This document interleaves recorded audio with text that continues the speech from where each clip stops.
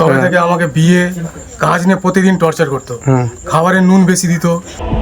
বিয়ের জন্য ছেলেকে চাপ দিত বাবা, চালাতো অত্যাচারও। সেই আগে বৃদ্ধ বাবাকে ধারালো অস্ত্র দিয়ে কুপিয়ে খুন করলো ছেলে।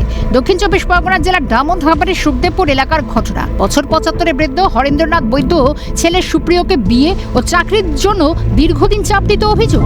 তার ওপর শারীরিক নির্যাতনও চালাতেন অভিযোগ। আর সেই রাগেই বাবাকে খুন করে ফেললো ছেলে। প্রত্যেকদিন টর্চার করতো।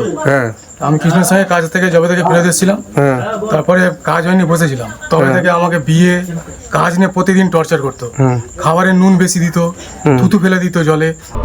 খবর পেয়ে পুলিশ গিয়ে দেহ উদ্ধার করেছে। উদ্ধার হয় খুনে ব্যবহৃত অস্ত্রটিও। গ্রেফতার করা হয়েছে অভিযুক্ত ছেলে সুপ্রিয়কেও। অভিযুক্তের অত্যাচার ও বিয়ের জন্য চাপের তত্ত্ব উড়িয়ে পুলিশে দাবি করেছে মাদকাসক্ত ছিল সুপ্রিয়। নেশার টাকা না পেয়ে সে বাবাকে খুন করেছে। প্রাথমিকভাবে এটা পেয়েছি যে ছেলেটি মাদকাগ্রস্ত ছিল। এই নেশাগ্রস্ত ছেলে প্রায় এর আগেও এই টাকা পয়সা চেয়ে ইত্যাদির কারণে বাবার উপর চড়াও হয়েছে। তো গতকাল খুবই মর্মান্তিক যে এখন পর্যন্ত যা পাচ্ছি ছেলের হাতে বাবাকে খুন হতে হয়েছে। ধৃতকে হেফাজতে নিয়ে খুনের মোটিভ জানার চেষ্টা করা হচ্ছে। সৈকত ঘোষের রিপোর্ট, ক্যালকাটা নিউজ।